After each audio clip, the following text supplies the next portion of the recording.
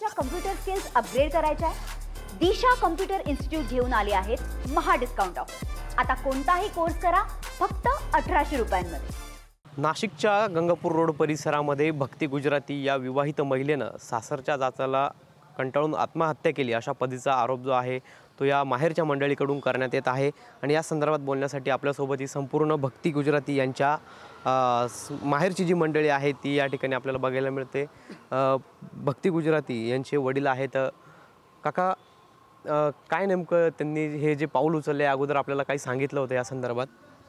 सांगितलं ना, या आधी बी त्याला खूप टॉर्चर करायचे की तू परजातीची आहे आणि त्यामुळे ती डिप्रेशनमध्ये गेली आणि हे टोकाचं पाऊल उचललं की असं वाटत नाही उचललेलं आहे, त्यांनीच काहीतरी केलेलं आहे। आता ते इन्व्हेस्टिगेशनमध्ये येईल आणि न्याय आम्हाला मिळेल। किती वर्षांपूर्वी त्यांचा विवाह झाला होता? 7-8 वर्षापूर्वी।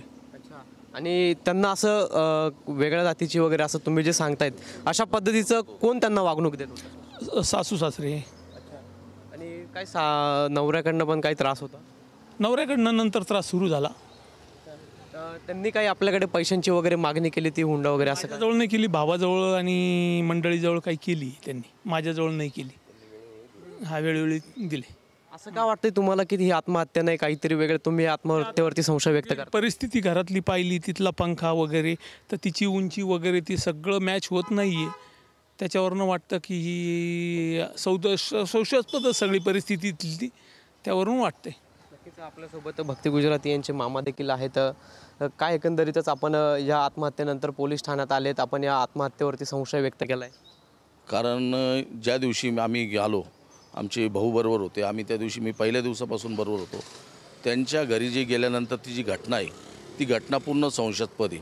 तिचे पाते जे ते छोटे पाते होते, तिचं वजन 70-80 किलो होतं आणि ते संशयास्पद वाटू राहिलं। त्यामुळे आम्ही पूर्ण गंगापूर पोलीस स्टेशनशी थांबलेलो आहे। तसं जर नसतं तर आम्ही तक्रार केली नसतं।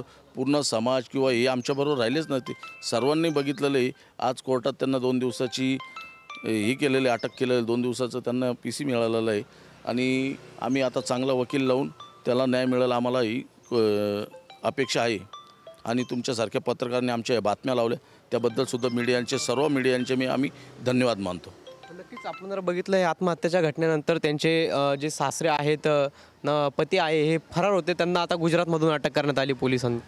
बरोबर, ते त्या दिवसापासून संध्याकाळी त्यांनी तिथून आम्ही पोलिसांना सांगून मी स्वतः त्यांच्यावर पोलीस डिपार्टमेंटबरोबर होतो, त्यांच्या घरी आम्ही गेलो होतो। त्या दिवसापासून ते गायब होते। आज सकाळी आम्हाला त्यांचा फोन आला का गुजरातमधून त्यांना अटक करून इथं हजर केलेले, तुम्ही कोर्टात हजर राहावे। परंतु ही घटना घडली त्यानंतर त्यांनी काही तुमच्याशी संपर्क साधला होता? नाही, आमचं म्हणणं होतं का बुवा ही घटना झाली होती तर कमीत कमी अथर्वनी तरी ही घटना चालू होती बुवा, तिच्या अंत्यविधीला बघा एखाद्या माणसाने जर केलं नाही तर माझी मानसिकता, माझी वैयक्तिक मत आहे का बुवा तिने अथर्वनी कमीत कमी बुवा मी केलेलं आहे तुमचं म्हणणं आहे, पण मला मी मौतीला येणार, मी अग्नी टाक देणार, माझ्या मुलाला घेऊन येणार, आम्हाला ती सुद्धा वाटलं। पण त्या गोष्टीत त्यांनी जर केलं नसतं तर त्यांनी यायला नको होतं का? हा प्रश्न पडतो का नाही? मुलाला आणलं असतं, त्यांनी जर केलेलं नसतं कृत्य तर तुम्ही पळून जायचं काम नव्हतं ना। तुम्हाला पोलीस संरक्षणामार्फत तुम्हाला येता आलं असतं ना। तुम्ही का गंगापूर पोलीस स्टेशनला कळवलं नाही का मग माझी पत्नी मी अग्नी टाक द्यायला जाणार आहे म्हणून? आज गुजराती समाजाचे 40% लोक हे येवल्यात मौतीला होते। या मौतीची बातमी तुम्ही दाखवलेली, त्याच्यात गुजराती समाजाने आम्ही इथं हे अर्ज केला, त्या अर्जात सुद्धा गुजराती समाजाच्या 40% लोकांनी नोंद केलेली, सह्या केलेल्या आमच्याबरोबर। तर आम्हाला न्याय भेटावा एवढी अपेक्षा आहे। नक्कीच काका, परत एकदा तुम्हाला विचारतो, आता जे तुमची जी मुलगी होती त्यांचे सासरे पती यांना अटक केलेली आहे पोलिसांनी, आता काय आपल्याला न्यायाची मागणी? न्यायाची एकच मागणी की जास्तीत जास्त त्यांना शिक्षा व्हावा, निपक्षपाती चौकशी करून योग्य ती शिक्षा व्हावा। नक्कीच आपल्यासोबत हे संपूर्ण भक्ती गुजराती यांचं कुटुंबीय आहे माहेरचं, आणि त्यांनी आता पोलीस ठाण्यात त्यांच्या जो लहान मुलगा आहे त्याचा ताबा घेतलेला आहे आणि न्यायाच्या प्रतीक्षेमध्ये हे कुटुंब असल्याचं आपल्याला पाहायला मिळतंय।